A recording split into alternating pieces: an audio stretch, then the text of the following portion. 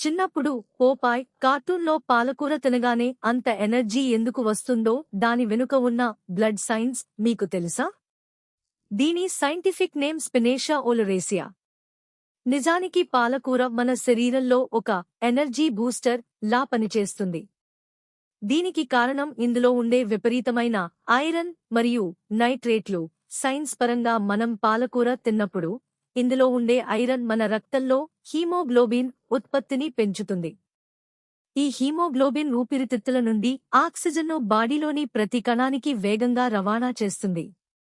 తద్వారా body energy levels ఇన్స్టెంట్గా పెరుగుతాయి.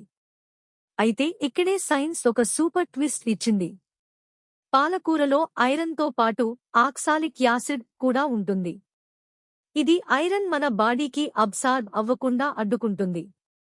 అందుకే పాలకూర వండేటప్పుడు అందులో కొద్దిగా నిమ్మరసం పిండితే ఆ విటమిన్ సి ఆక్సాలిక్ యాసిడ్ ని బ్రేక్ చేసి ఐరన్ మన బాడీకి 300% వేగంగా అబ్సార్బ్ అయ్యేలా చేస్తుంది. ఇలాంటి mind blowing daily science facts కోసం ఇప్పుడే ఫాలో అవ్వండి.